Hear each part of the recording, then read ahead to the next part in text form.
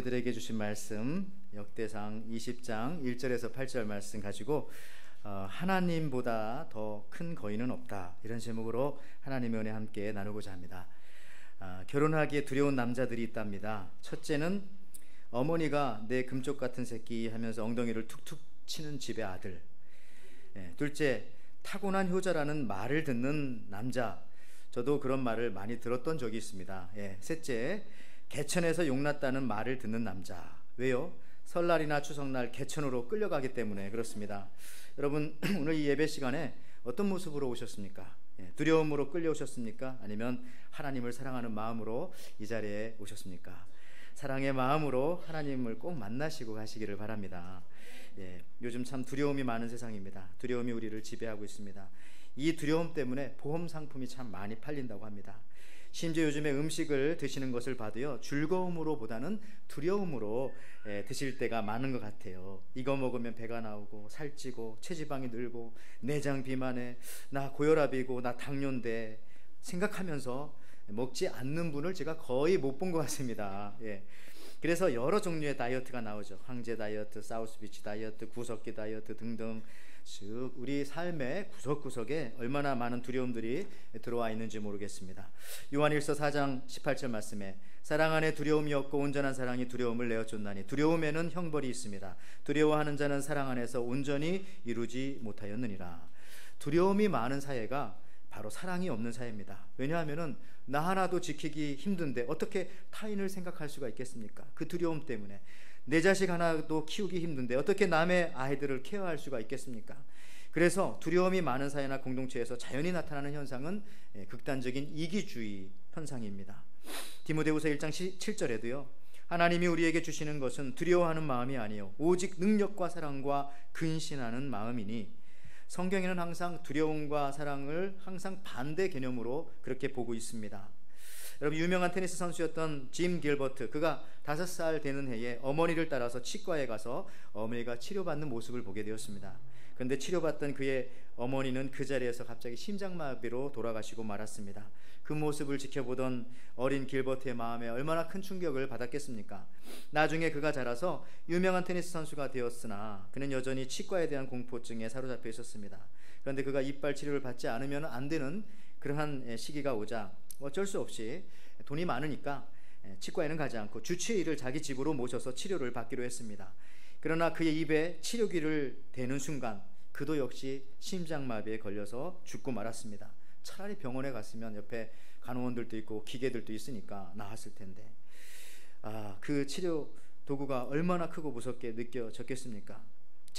세계 최강의 선수도 두려움 앞에서 이렇게 끔짝을 못하는 것입니다.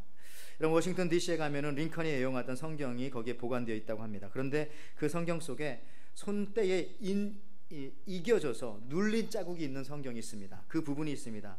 여러 번 같은 장소를 손가락으로 누르면서 생긴 그런 자국이겠죠. 그곳이 바로 링컨 성경의 시편 34편 4절입니다. 내가 여호와께 구하매 내게 응답하시고 내 모든 두려움에서 나를 건지시리로다. 링컨도 두려움이 많았다는 증거죠. 그럼에도 불구하고 그가 그것을 다 극복하고 대통령으로 지금도 존경받고 승리할 수 있었던 것은 하나님을 의지하였기 때문에, 하나님의 말씀을 의지하였기 때문에 그렇습니다. 여러분, 세상이 크게 보입니다. 거인처럼 보일 때가 있습니다. 한국에 있는 젊은이들이 아이를 잘 안 낳는다고 합니다. 저출산 세계 최고 제1위. 그런데 이유는요, 오직 한 가지, 두려움 때문에 그렇습니다. 이 문제를 해결해 줘야지요, 아무리 예산을 갖다 쏟아 부어도 젊은 부부들은 자녀들을 잘 낳지 않을 것입니다. 그래도 우리 젊은 부부들 중에서 예수 믿는 사람들은 아이를 잘 낳는 편인 것 같습니다. 우리 교회를 보더라도. 그 이유 중에 하나가 뭐냐, 마음의 두려움이 없으니까. 낳으면은 하나님께서 책임져 주시고 하나님께서 키워주실 것을 알기 때문에 그러는 거죠.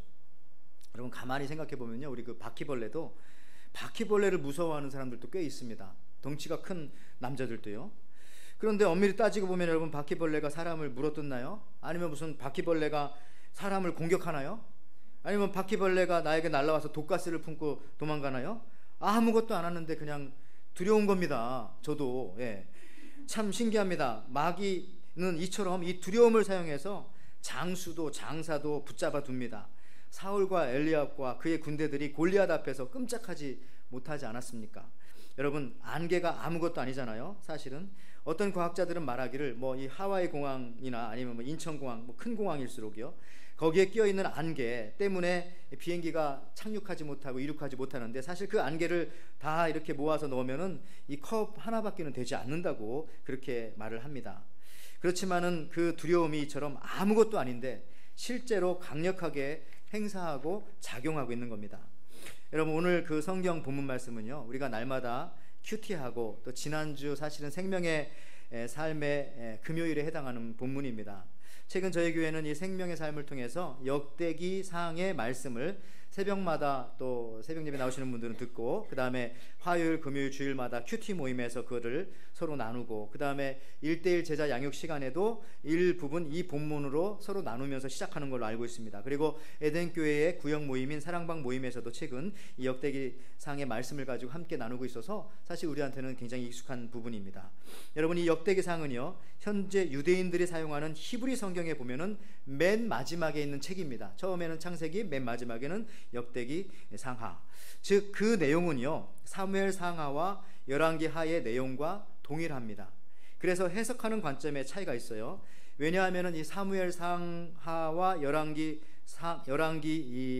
하는 하의 성경은 이스라엘의 그 바벨론 포로 이전인, 즉 BC 1000년에서 500년 사이에 쓰여진 거지만, 이 역대기 상하는 역대기 상하의 성경은 바벨론 포로로 갔다가 돌아오고 난 다음에 무너진 예루살렘 성벽을 재건하고 성전을 다시 건축하는 시절인 BC 400년경에 주신 말씀입니다. 물론 그 내용에 있는 주인공은 다윗이죠. 여러분 잘 아는 것처럼 다윗은 위대한 인물이지만 동시에 우리와 똑같은 인간이었기 때문에 하나님 앞에 잘한 부분도 있고 잘 못한 부분도 분명히 있습니다. 같은 다윗의 이야기를 다루지만 사무엘 상하와 열왕기 하에서는요, 다윗의 좋은 점도 써놨지만은 다윗의 나쁜 점도 써놨어요. 그러나 포로기를 마치고 돌아온 이스라엘 백성을 위로하고 선택된 민족이라고 하는 정체성을 심어주고 믿음을 심기 위해서 쓰여졌던 역대기 상하는 다윗의 좋은 점만을 사실은 많이 기록해 놓았습니다.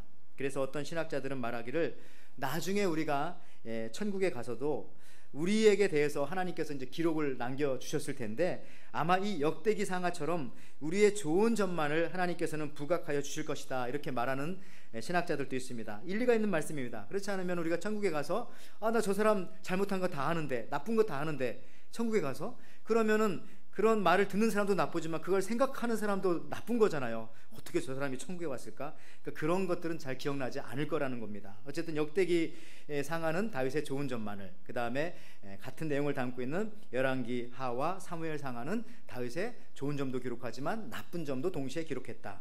해석하기 나름입니다. 여러분, 이 미국은요, 차가 막히면 우리 아는 것처럼 교통경찰관들이 어디서 왔는지 빨리 와가지고 이 수신호로 차를 빼줍니다. 일본에 가서 차 막혀 본 적 있습니까? 차 막히면요, 일본은 신호등 기술자가 빨리 와서 신호등을 잘 조절해서 차의 흐름을 원활하게 만듭니다. 그런데 우리 조국 한국은 차가 막히면 어디서 알았는지 뻥튀기 장사들이 온다고 합니다. 이것을 나쁘게도 생각할 수 있지만 저희 아들이 2년 전에 한국에 가서 아들들이 한 달 정도 있다가 이런 광경을 보고 저한테 와서 아빠 나라는 참 좋은 나라다 이렇게 말하더라고요. 왜냐하면 막혀도 와서 먹을 걸 뭐 이렇게 살 수 있으니까. 여러분, 해석하기 나름인 겁니다. 오늘 여러분 성경 본문에 가장 많이 나오는 단어가 무엇입니까? 4절에 키가 큰 자의 아들, 6절에 키 큰 자 하나, 8절에 큰 자의 소상이라도 라고 하면서 키 큰 자, 즉 거인에 관한 그런 이야기가 많이 나옵니다. 보십시오. 역대상 20장 4절에 오늘 본문, 이후에 블레셋 사람들과 게셀에서 전쟁할 때에 후사 사람 10부개가 키가 큰 자의 아들 중에 10배를 쳐 죽임에 그들이 항복하였더라. 또 역대상 20장 6절 말씀에도 또 가드에서 전쟁할 때에 그곳에 키 큰 자 하나는 손과 발에 가락이 6씩 모두 24이었는데 그도 키가 큰 자의 소생이라. 이 사람은 뭐 이름이 없으니까 그냥 육손이 육발이라고 해도 되겠어요. 그 다음에 역대상 20장 8절에는요, 가드의 키 큰 자의 소생이라도 다윗의 손과 그 신하의 손에 다 죽었더라 라고 말하면서 이 이스라엘 사람들은요, 항상 키 큰 자 앞에서 끔찍을 못했습니다.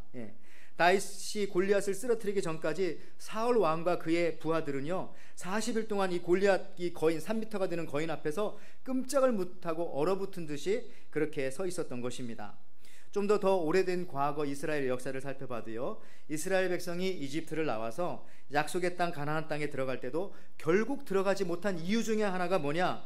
바로 이 네피림, 거인족을 보았기 때문에 그렇습니다. 키 큰 사람들을.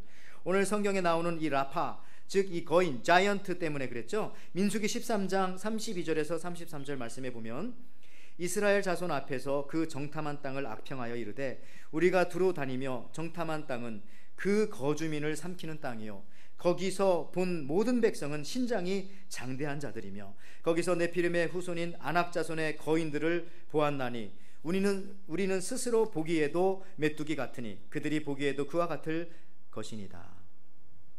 이와 같은 이유 때문에 하나님께서는 이스라엘 백성을 광야에서 40년간 모래바람 맞으면서 훈련시켰던 겁니다. 즉 그들의 눈과 그들의 생각을 바꾸기를 원하셨습니다. 그들은 거인 앞에서 움츠리고 끔찍하지 못했던 것입니다. 여러분, 요즘 여자들도요, 남자도 그렇습니다만 여자들도 키 큰 사람 앞에서, 키 큰 남자 앞에서 끔찍을 못하는 것 같아요.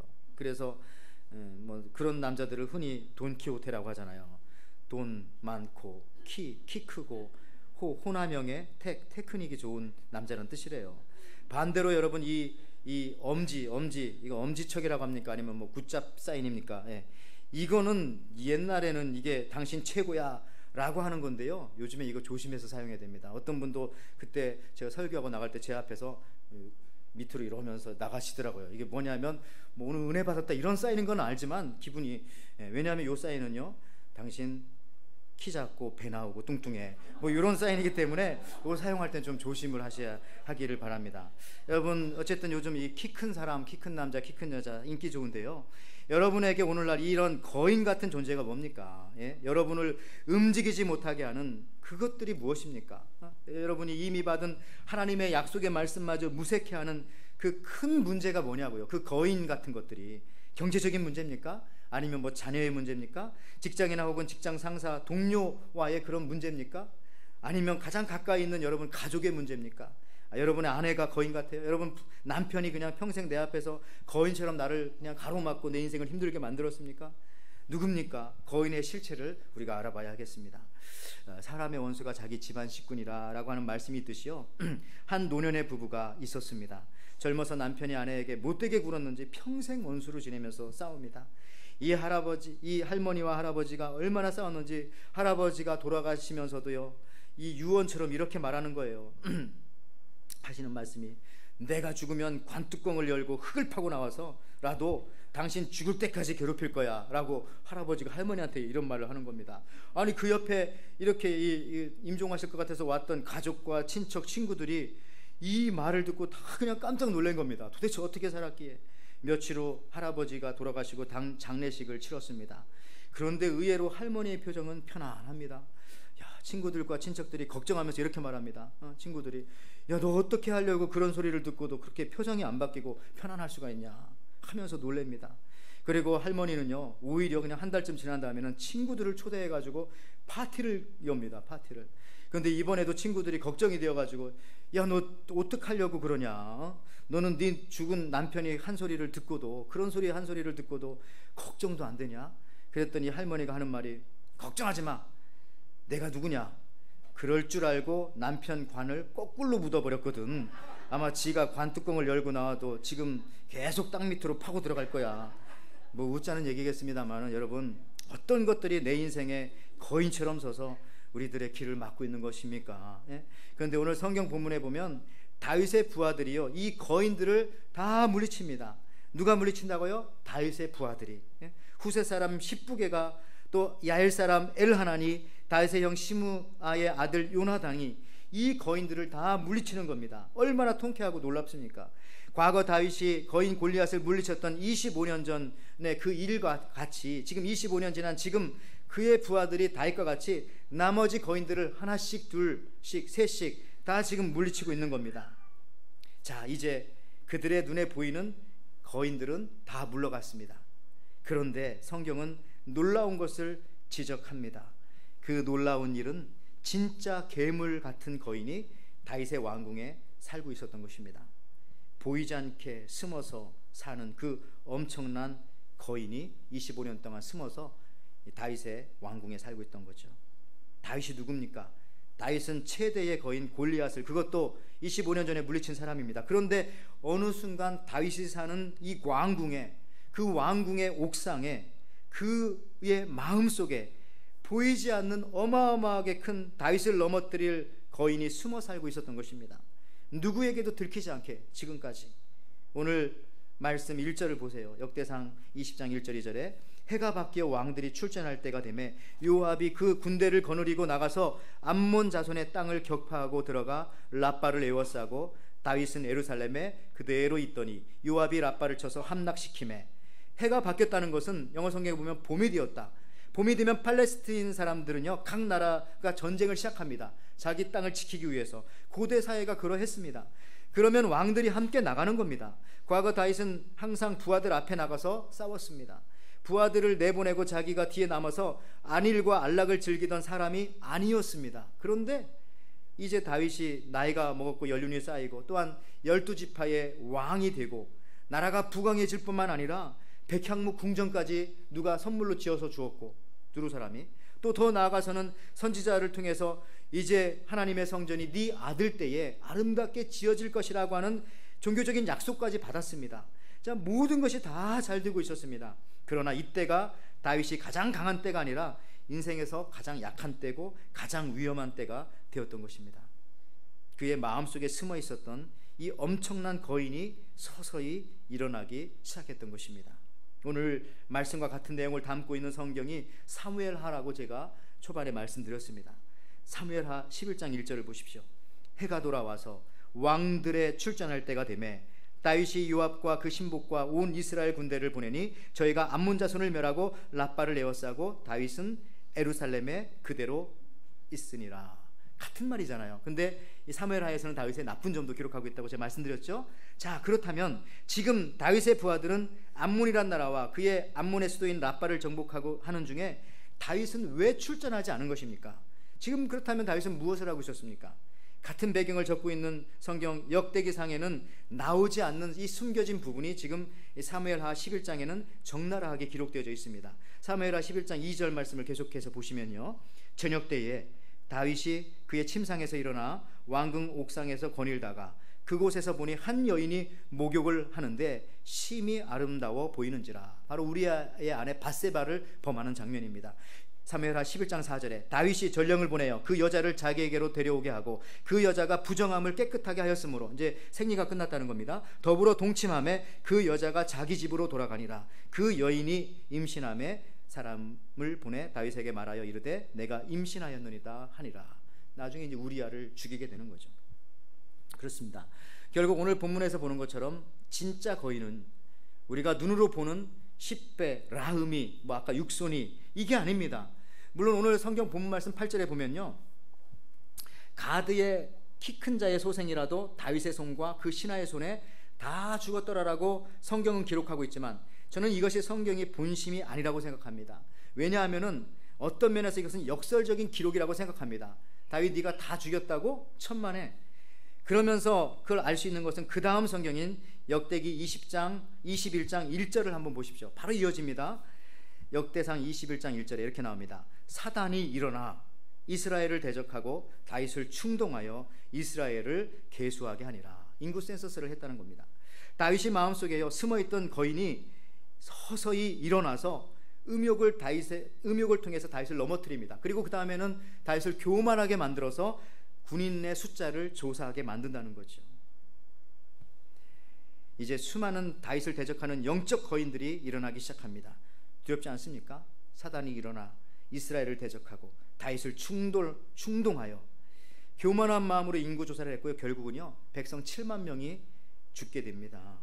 여러분, 그렇습니다. 사실은 우리 눈에 보이는 거인들이 있습니다. 그것은 환경일 수도 있고요, 또 물질적인 문제일 수도 있고요, 어떤 우리의 건강의 문제일 수도 있습니다. 내가 도저히 정복할 수 없을 것 같은 그런 거인들, 내가 넘어뜨릴 수 없어 보입니다.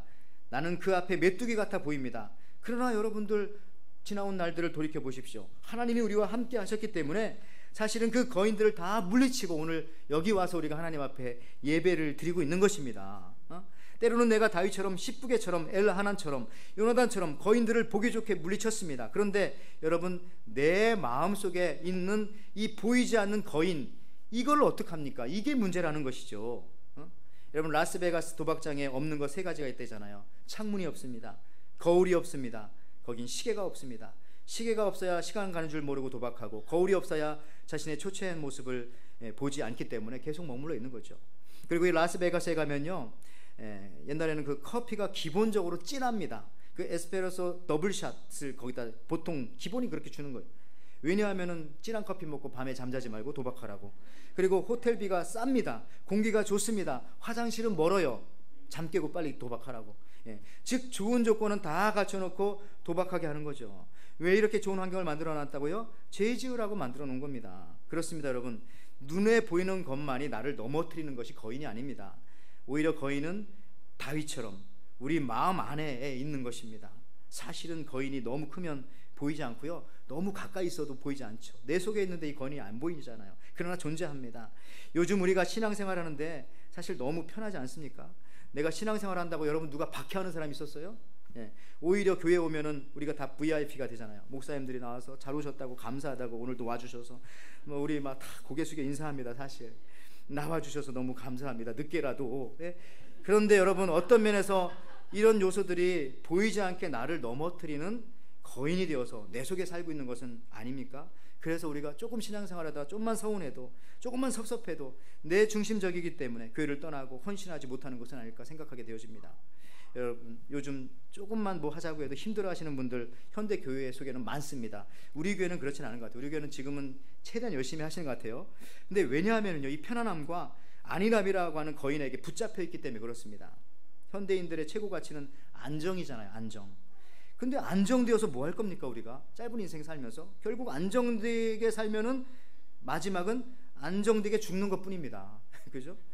여러분, 우리 교회는요, 멀리서 오시는 분들이 꽤 많습니다. 그래서 감사합니다.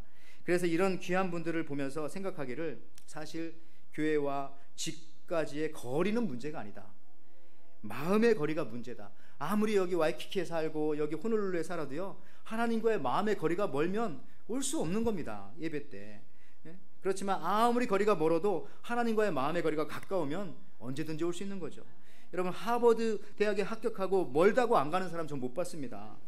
아빠가 야 너무 멀어 가지 마.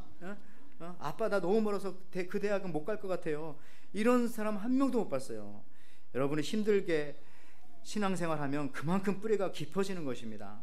여러분, 농사꾼들도 흔히 봄에 비가 오면 올해 농사는 어렵겠다 생각합니다. 왜냐하면 씨가 뿌리자마자 비가 왔기 때문에 뿌리가 깊이 내려가지 않거든요. 그러니까 여름에 이 장마와 또 가을의 태풍을 이겨낼 수가 없는 겁니다. 반대로 약간의 가뭄이 있어야 뿌리가 봄철에 깊이 내려가서 여름의 장마와 가을의 비바람을 견디고 큰 열매를 맺을 수 있는 겁니다. 여러분, 때로 편안함과 안전함이 우리 신앙생활 속에서 강력한 거인이 되어서 우리를 쉽게 넘어뜨리려고 활동하는 겁니다. 항상 적은 외부에 있는 것이 아니라 항상 우리 안에 있는 거잖아요. 그러면 어떻게 내 안에 있는 이 거인을 몰아낼 수가 있겠습니까? 사실 굉장히 간단합니다. 더 크신 하나님을, 내가 생각하고는 거인 같은 그 문제보다 더 크신 하나님을 만나면 되는 겁니다. 크신 하나님이 내 안에 들어와 계시면 되는 거죠. 더 분명하게 말하면은 크신 하나님의 영광을 경험하면 됩니다. 그러면 내 안에 있는 거인이 크신 하나님을 보고 달아나는 것이죠. 시편 95편 3절에 여호와는 크신 하나님이시요 모든 신들보다 크신 왕이시기 때문이로다. 디도서 2장 13절에도 복스러운 소망과 우리의 크신 하나님 구주 예수 그리스도의 영광이 나타나심을 기다리게 하셨으니, 우리 찬양할 때도 위대하신 주 위대하신 주, 또 그 크신 하나님의 사랑, 아니면 뭐 큰 권세 주께 있으니, 정말 이 찬송을 보면요, 하나님이 크다고 하는 그런 찬송들이 너무 많아요. 크신 하나님을 만나면 내가 그동안 생각했던 그 넘지 못할 문제, 해결하지 못할 그 거인 같았던 것들이 아무것도 아니게 보이거든요. 나이아가라 폭포를 본 사람은요, 천지연 폭포를 보고 감동 안 합니다. 나이아가라 폭포 안 보셨어요? 예. 여러분, 하나님의 영광을 본 사람은 다른 것에 감동하지 않고, 그리고 다른 것을 두려워하지도 않습니다. 왜? 그 크신 하나님의 영광을 보았기 때문에. 그래서 우리가 하나님의 그 크신 영광을 만나야 되는 거죠. 그것이 어디에 나타납니까? 예배 가운데. 자, 오늘 말씀을 이제 마무리합니다. 미국에서 사람의 생일이 국경일로 된 것은 딱 두 사람이죠. 첫째는 이 조지 워싱턴의 생일이 이 프레지던트 데이가 되었고요. 또 하나는 이 목사님이신 마틴 루터 킹 목사님의 생일이 국경일이 되었습니다. 여러분, 마틴 루터 킹 목사님은 하나님의 영광을 보았습니다. 그 당시 거인 같은 이 비성경적인 절대 권력 앞에 힘없고 나약하고 불쌍한 사람들을 위해서 예수님의 십자가의 사랑을 실천했습니다. 어떻게 그게 가능했냐고요? 그 어마어마한 시대이지 않았겠어요? 그 약자들을 또 흑인들을 누르는 그 세력이. 그런데 그걸 이겨냈어요. 그게 어떻게 가능했는가? 하나님의 영광을 마틴 루터 킹 목사님은 보았기 때문에. 그의 마지막 연설을 보면 그것을 우리가 짐작을 할 수가 있습니다. 이 마틴 루터 킹 목사님의 마지막 연설은 1968년 4월 3일 테네시 멤피스에서 이 마지막 연설을 하고 그 다음날 암살당합니다. 아니, 순교했죠. 연설의 제목은요, 나도 저 산에 오르고 싶다 입니다. 내용은 이런 거죠. 우리 앞에 어려움이 놓여 있습니다. 하지만 저에게 문제가 되지 않습니다. 왜냐하면 나는 그 산의 정상에 있기 때문입니다. 저는 상관하지 않습니다. 다른 사람들이 바라는 것처럼 저도 오래 살고 싶습니다. 장수하고 싶습니다. 왜냐하면 그 당시에 이제 테러에 관한 이 정보들이 많이 들어왔어요. 하지만 지금 상관하지 않습니다. 하나님의 뜻을 이루고 싶을 뿐입니다. 그분께서 저를 산에 오르게 하셨습니다. 지금 저 너머를 바라봅니다. 그리고 약속의 땅을 바라봅니다. 어쩌면 저는 여러분과 함께 그곳에 갈 수 없을지도 모릅니다. 하지만 오늘 밤 여러분에게 알리고 싶은 사실은 우리들이 그 약속의 땅에 이룰 것이라는 사실입니다. 그래서 저는 오늘 행복합니다. 저는 어떤 것도 염려하지 않습니다. 저는 어느 누구도 두려워하지 않습니다. 저는 주님께서 영광 가운데 오시는 것을 봅니다. 영어로 했을 텐데 지금 한국말로 해서 감동이 안 오는 것 같은데 한번 그 당시 그 동영상 한번 들어보시죠. 저 이거 10번 정도 들었더니 막 가슴에 불이 나오더라고요. 자, 한번 볼까요? 좀 볼륨을 높여주면 되겠습니다.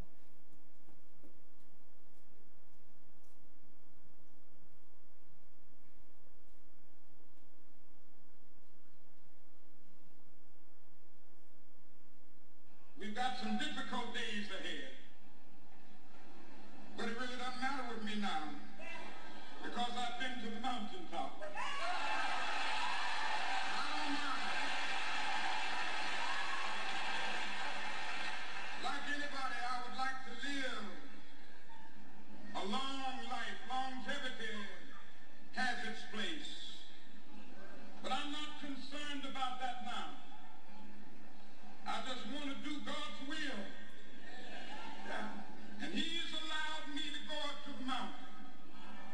And I've looked over.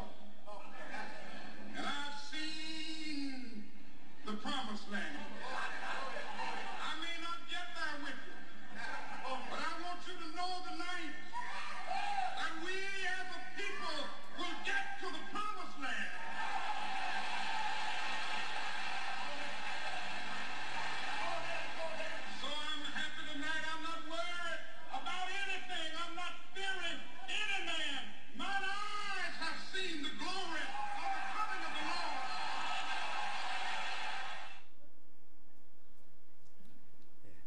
한 10번 정도 가서 유튜브에 들어보십시오. 그러면 그 가슴이 뜨거워지더라고요. 여러분들, 목사님께서는 이 연설을 하시고 멤피스 로레인 모텔에 투숙했고요.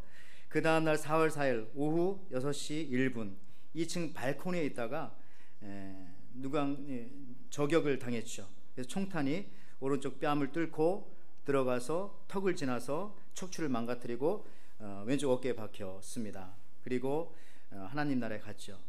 목사님이 당하기 전 발코니에서 한 마지막 말은요, 제시 잭슨 목사님이 그걸 이제 얘기해 줬는데요. 이런 말 합니다. 이봐 벤, 오늘 밤 주님이여 이 손을 꼭 잡고 가소서를 꼭 연주해 주게나. 정말 멋지게 말이야. 그날 밤 행사에서 연주하게 되어 있던 벤 브랜치에게 건넸던 말입니다. 그 당시 마틴 루터 킹 목사님의 나이가 39살. 검시 결과 이 마틴 루터 킹의 심장은 60대 나이 상태였다고 합니다. 어떤 분이 이렇게 말하더라고요. 불꽃 같은 삶이 그의 심장을 너무도 빨리 태워버렸기 때문은 아니었을까. 여러분, 루터킹 목사님처럼 정말 마지막 말이 너무 가슴에 와닿지 않습니까? 우리 주님이 영광 가운데 오는 것을 내가 본다. 그래서 나는 두렵지 않다. 이 루터킹 목사님처럼 크신 하나님의 영광을 볼 때 모든 두려움이 사라집니다. 내 안에 있었던 다윗을 넘어뜨렸던 그 거인들이 달려들지라도 하나님보다는 크지 않습니다. 우리가 반드시 승리합니다. 여러분, 성도는 항상 승리합니다. 여러분, 이것을 믿고 우리가 오늘도 주님의 손 붙잡고 승리하는 또 한 주간이 되시기를 주님의 이름으로 축원을 드립니다.